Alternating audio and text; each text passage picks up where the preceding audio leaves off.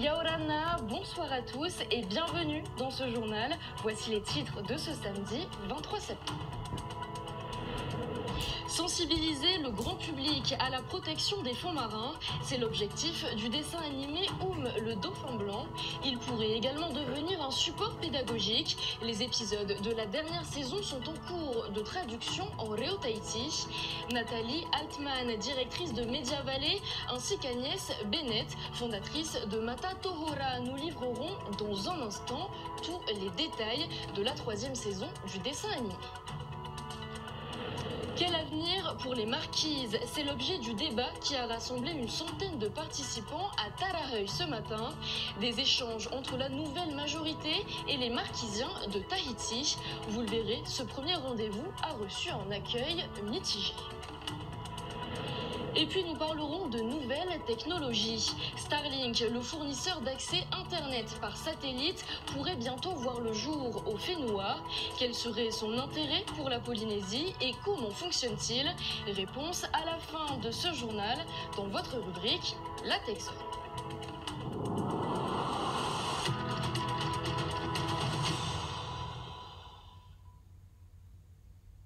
Il cartonne dans l'Hexagone. Le dessin animé le dauphin blanc met en avant les aventures de 2 personnages sur une île imaginaire en Polynésie.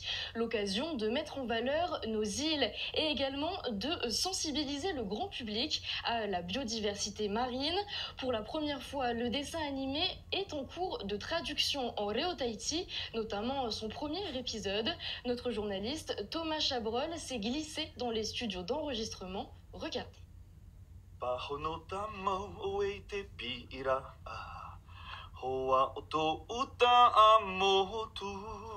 La production a choisi TVLC pour interpréter le générique du dessin animé le dauphin blanc.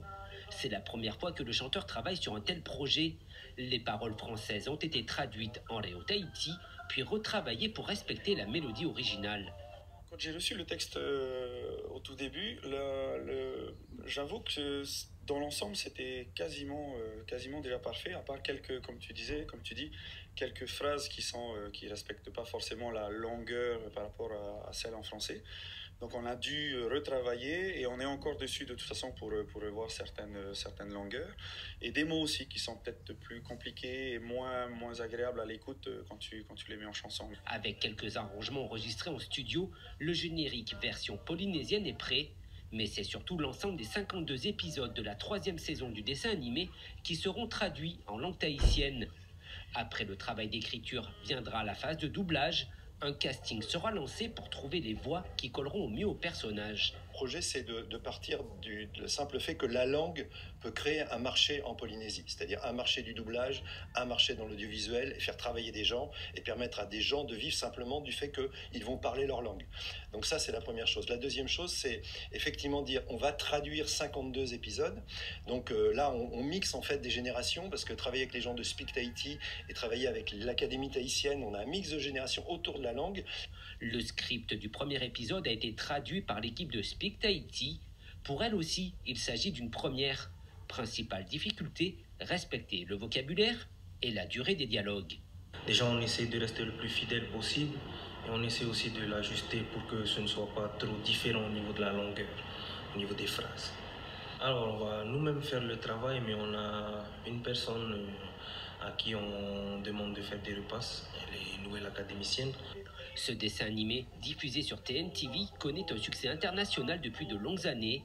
Les aventures de le dauphin blanc, version tahitienne, pourraient aussi servir de support pédagogique pour les enseignants des établissements scolaires du Fénois. Et nous continuons de parler de ce projet avec nos invités, Nathalie Altman et Agnès Bennett. Yaorana. Yorana. Ma première question est pour vous, Nathalie Altman.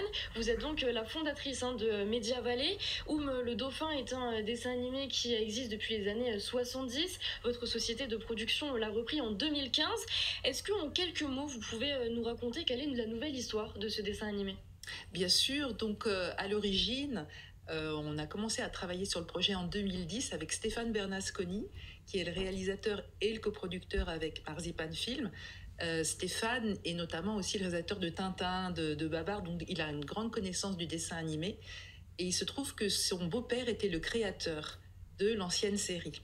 Il avait à cœur qu'on puisse trouver un nouvel ancrage, créer une série nouvelle avec des nouveaux personnages.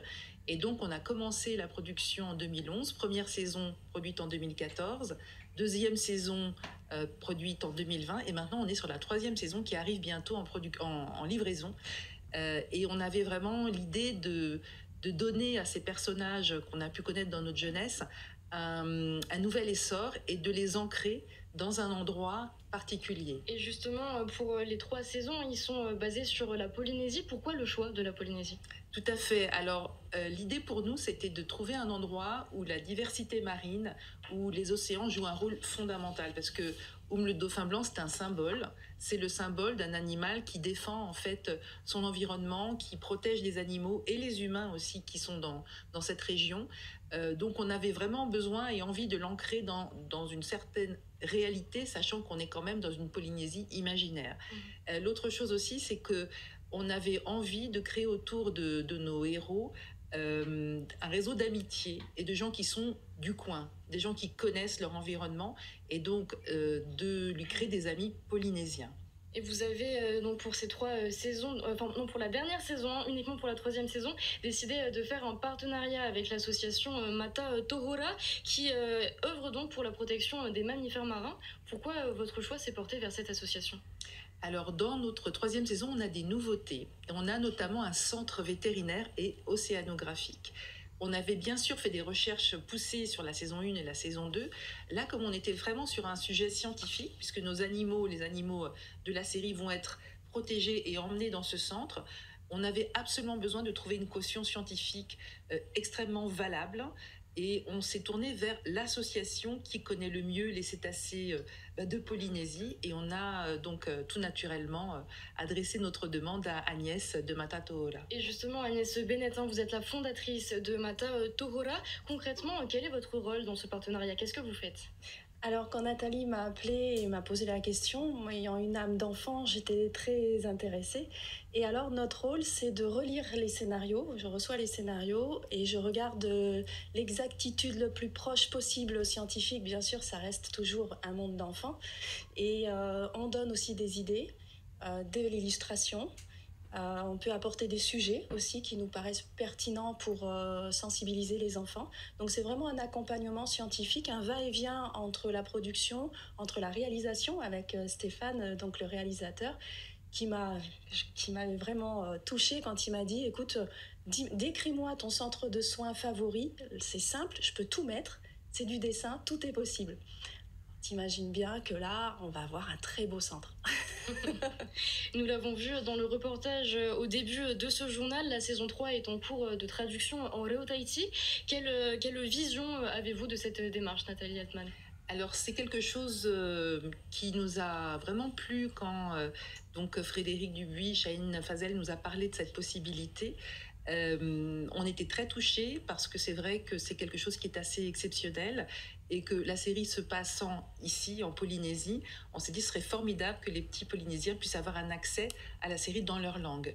Donc c'est quelque chose qui a commencé. On a commencé déjà par la traduction du générique, donc qui va être interprété par un interprète polynésien. On en est hyper content. Et ensuite, la suite naturelle, ce sont les épisodes. Et vous, Agnès Bennett, cette traduction et même plus largement ce dessin animé permettrait-il de sensibiliser davantage les enfants du Fénois à ces causes-là ? Oui, parce qu'on apprend toujours mieux en s'amusant, c'est ludique et c'est le plus proche possible d'une vérité scientifique. Donc oui, on est vraiment ravis de pouvoir participer à un projet éducatif d'une telle ampleur puisque c'est dans le monde entier. Donc bien sûr en Polynésie et puis pour tous les enfants de toute la planète. Ouais. Nathalie Altman, vous êtes arrivée donc hier au Fénois et durant votre séjour, vous avez tout un programme dans les îles, à Tahiti, Moorea, Rongiroa et Bora Bora. C'est l'occasion pour vous de vous imprégner de la culture polynésienne et peut-être de faire des repérages pour une saison 4 ? Oui, c'est ma première fois, donc c'est un rêve d'enfant. On est vraiment hyper heureux de pouvoir être ici. On espère avoir une saison 4 ou pour pouvoir peut-être proposer des spéciaux La chaîne qui commande la série TF1 est vraiment très partante. Donc, ce serait une opportunité formidable de s'imprégner de toute la culture qui est ici, qui est hyper riche, pour ensuite partir sur de nouvelles aventures. Et dernière question, très rapidement, Agnès Bennett. Le dessin animé est diffusé en avant-première sur notre antenne depuis lundi, mais son lancement officiel sera demain.